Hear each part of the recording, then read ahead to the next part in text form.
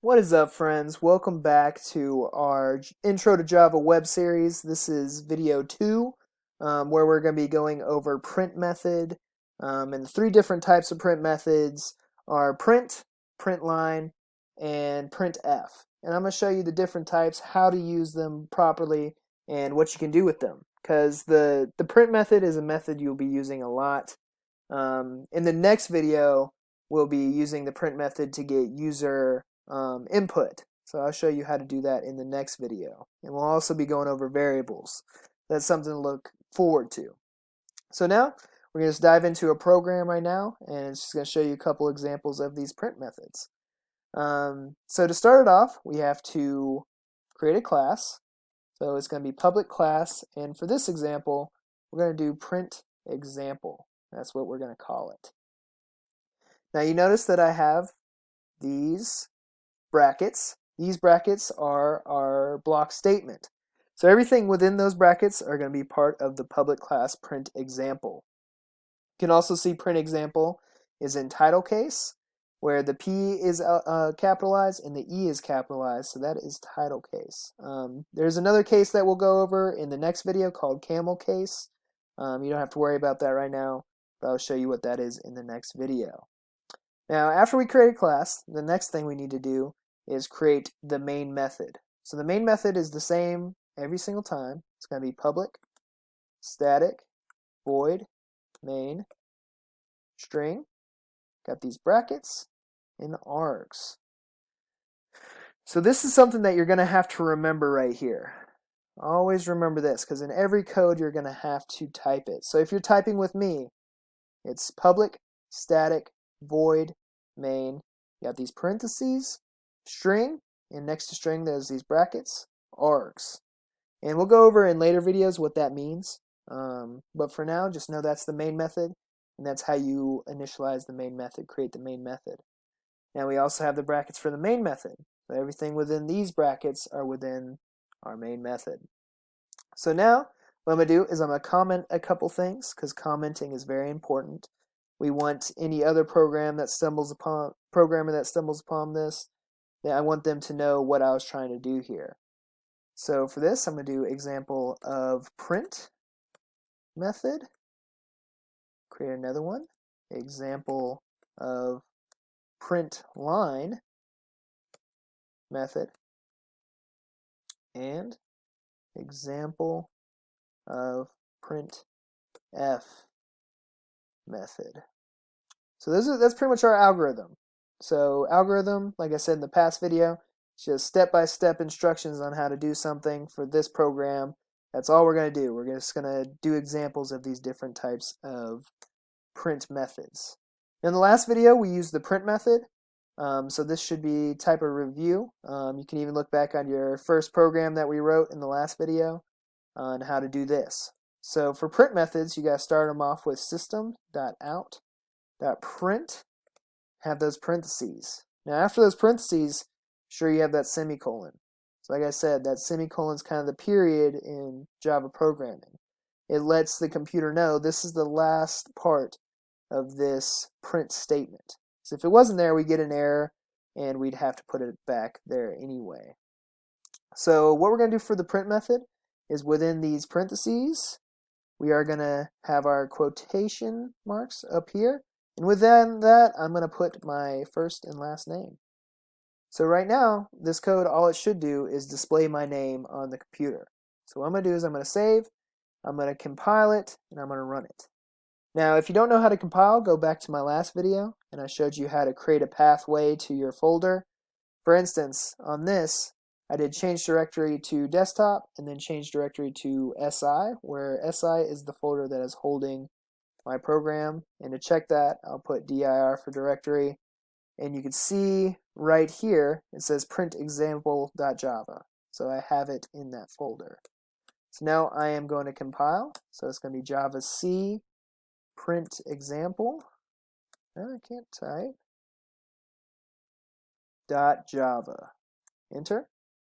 So we have no errors, which is good. Now I'm going to run it. It's going to be Java print example. Enter. And it prints my name. Very simple.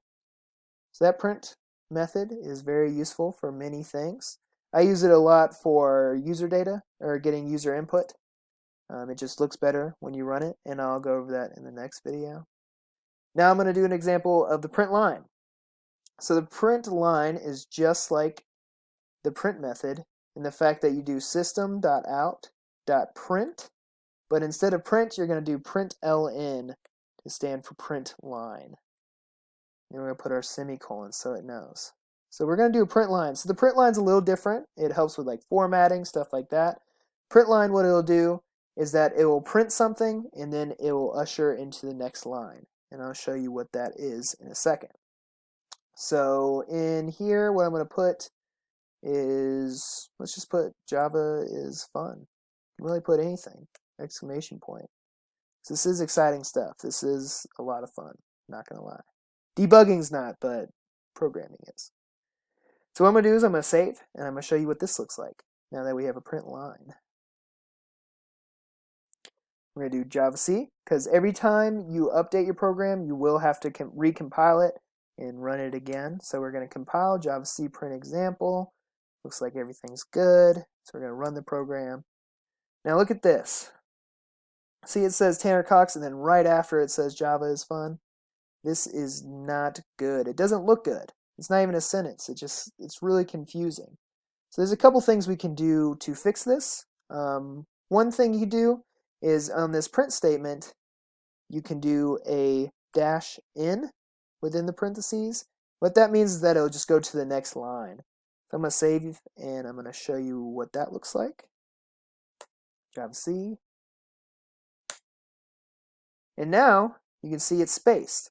So it's printed out Tanner Cox, went to the next line, printed out Java is fun, and then went to the next line. You see the next line is just a blank space because there's nothing there yet. Let's try this. Let's switch these around. Let's make this a print statement, and let's make this one a print line statement. I'll show you what that looks like. I'm going to save. I'm going to compile. Now I'm going to run it. Now, you see that there's no buffer here? That's because this Java is fun right here is just a print method. It doesn't go to that next line. The top one is. So it prints out my name, and then it goes to the next line. And then from here, it just prints out. So you don't have that little buffer. For these print methods, I would just say play around with them. Just do what I'm doing. Just see, like, what if I make the print line up here? What if I do the print? What if I do a bunch of consecutive print lines? What will happen? You just play around with that. I'm telling you, practice makes perfect. With coding, you will learn more by coding than watching these videos. So that's why I want you to actually write these down with me, type it down with me. So now we went over the print method and the print line method. Let's go over this printf method. So printf, it's a formatting print method. I use it mostly for decimal places when I want to count decimal places for numbers. So I'll show you an example of that. So the printf, just like the print and print line, you're going to do system.out, print, or you're going to do f. Then you're going to do parentheses and your semicolon. You close out that statement. Now, within these parentheses, you're going to put in what are called parameters. So you're going to have two different parameters for this. In these, you just had some words in here that you want to display. This one, we're going to do some parameters. So the first parameter is we want to show how many decimal places we want to round a number. So to do that, we are going to put these quotations. Then we're going to click %.2f. And what that is that's saying that I want these numbers to be whatever they are, but I want the number to be rounded to 2 decimal places. And then we're going to have to put in our next parameter, which is going to be the number that we are going to condense, that we're going to make smaller. So we're going to separate that by a comma. You see that right there? And then I'm going to put in a number that has more than 2 decimal places, just to test it out. So I'm going to do pi, so it's 3.14159, I believe. And what this printf should do is print out this number But what it's going to do is only going to print out to 2 decimal places. So it should just say 3.14. So I'm going to save, compile, and I'm going to run. So Java C print example. No errors, which is great. In later videos, you'll see errors pop up when I code, but in these early ones, you won't see it as much. And if you see errors, it'll tell you. I'll actually show you an example of an error after this. But I'm going to run the program. Boom. And you see right here, since I have a print at top, then Java is fun here, and it rounded for that printf, it's 3.14. Now I'm going to make it look better. I'm going to add that dash in again. And also, I'm going to change this number in here, just see if it rounds to different ones. So I'm going to put 3 in here instead of 2. Let's see what happens. Save, compile, and run. Now you see that it's rounded to 3 decimal places. That's why I use printf for, I use the printf statement for the most part, is rounding decimals. That's one way to do it. So now the program's looking good. I got my name, Java's fun, and we're rounding these decimals. I'm going to show you an example of an error. So what I'm going to do is I'm going to get rid of one of these semicolons. Now I'm going to save and compile. So now that we compile, you see that it says 1 error. Now you can see that it actually tells you what the error is. It says error, semicolons expected after this right here. One good thing is it also will tell you where in the code that the problem is. So here it says it's line 12 that the error has occurred. So let's check back at our code. You see line 12 right here, there's no semicolon. So we just add that semicolon, save, and then let's run it again. We compile. It compiled this time. Now it's working working no problem. So that's just an example of all the print methods that you can use. In our next video, I'll go over how to get user input by using print methods and declaring variables. But yeah, that would probably wrap it up for this video. Just quick reminders. These are block statements. This is our main method.